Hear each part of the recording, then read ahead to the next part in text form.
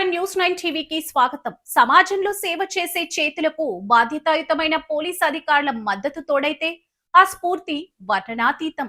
సరిగ్గా ఇలాంటి ఒక అద్భుతమైన స్ఫూర్తిదాయకమైన ఘట్టానికి ములుగు జిల్లా కేంద్రం వేదికగా నిలిచింది. ములుగు జిల్లా డైనమిక్ ఎస్సీ గౌరవనీయులు శ్రీ సుధీర్ కేకన్ని సమాజ సేవలో తనకంటూ ఒక ప్రత్యేక గుర్తింపు తెచ్చుకున్న అమ్మ ఫౌండేషన్ బృందం ఈ రోజు మర్యాద పూర్వకంగా కలిసి ఘనంగా సత్కరించింది.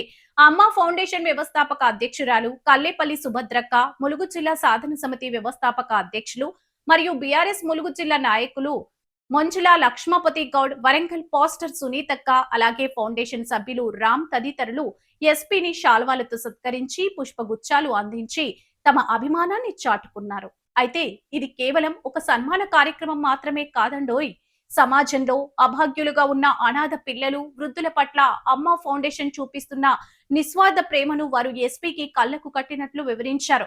ముఖ్యంగా గడ్డకట్టే చర్యలు, అనాథ వృద్ధులను ఆదుకుంటూ వారు చేసిన దుప్పట్ల పంపిణీ కార్యక్రమం, అలాగే అనాథ పిల్లల ఉజ్వల భవిష్యత్తు కోసం వారు పడుతున్న తపన గురించి తెలుసుకున్న ఎస్పీ ఫౌండేషన్ సేవలను ప్రత్యేకంగా అభినందించారు. ఇక ఈ భేటీలో అత్యంత కీలకమైన హైలైట్ అంశం ఏంటంటే, రోడ్డున పడ్డ అభాగ్యులకు, దిక్కులేని వృద్ధులకు శాశ్వత నీడను కల్పించేలా ములుగు జిల్లాలో త్వరలో ఒక భారీ అనాథ వృద్ధాశ్రమాన్ని ఏర్పాటు చేయబోతున్నట్లు అమ్మ ఫౌండేషన్ సభ్యులు ప్రకటించారు. ఈ సంచలన నిర్ణయంపై స్థానికంగా సర్వత్రా హర్షం వ్యక్తమవుతుంది.